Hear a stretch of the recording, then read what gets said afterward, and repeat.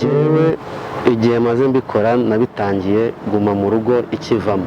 Nayo mafaranga 700 twagabanye twari turi batandatu. Nayo ngayo 340 twagabanye nabwo turi batandatu. Nta muntu ujya guperereza gusa no kugenda nkuko wabona uriya muntu uri hari imbere kuri yicaye ukagenda ukaparika imodoka ukamuhamagara undi akinjira agatwara amafaranga. Icyo nicuza nuko nakoze icyaha kandi nkabanyemera kikaba kiri no kungarukaho anemesa cyangwa gisabira imbabazi. Abantu bazi ko bibisha imodoka n'abandi biba ukundi kuntu gutandukanye ntazi. Nabagira inama zo kubireka kuko polisi yacu iri maso. Kuza 600 nangaye.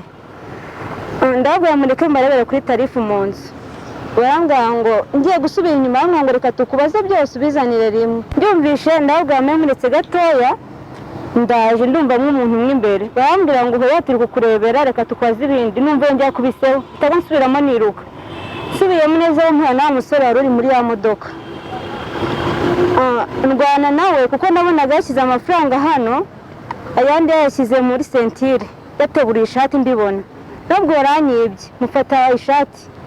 Mfata ishati turarwana dusa nk'abarwana ariko ndusha imbaraga. Ngiye nase nkamufashe ngera ku muryango ndataka mbwira abantu umuntu aranyibye mu ntabare. Ahita ko nyishikuza asa nk'unteye inkokora ndamurekura ariruka.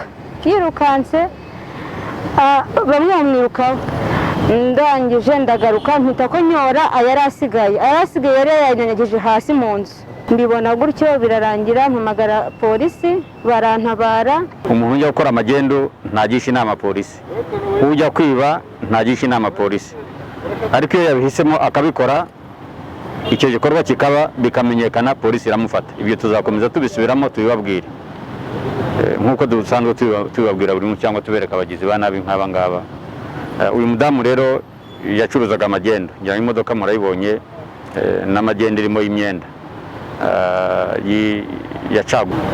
Mwabonye yuko ibirahure byayo cyangwa se n'amadirishya yayo ndetse n'inyuma hirabura cyane hijimye kugira ngo abapolisi batamenya ibirimo.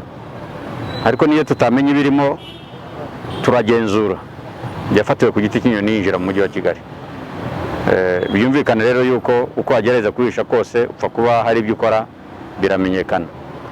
Ubu rero nk'uko amateka biteganya iyi modoka irafatirwa, iriya myenda irafatirwa, bizatezwa cyamunara kandi niwe wari witwaye iriya modoka azishyura 5,000 by'amadolari ukurikije amategeko abigenga. Icyo twavuga rero ni iki?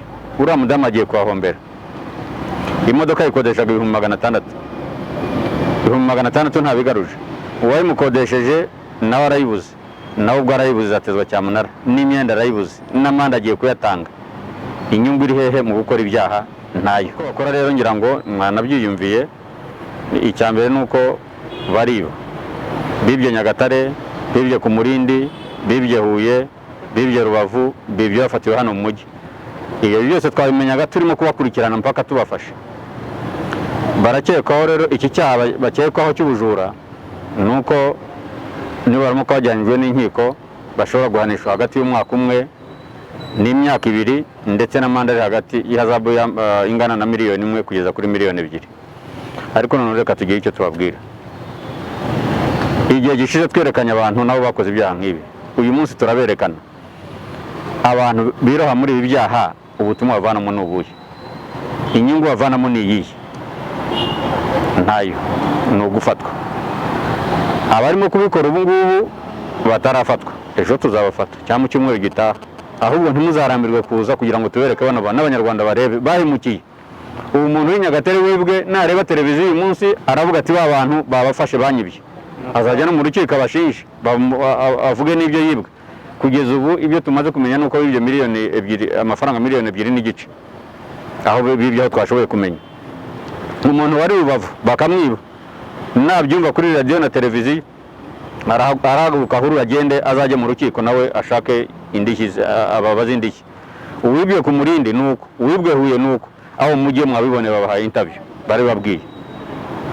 Reka rero tubabwire bano bantu bakora ibintu. Magendo ntiyemewe, ubujura ntibwemewe. Abantu nibakore ibikwiye gukorwa bareke ibyaha.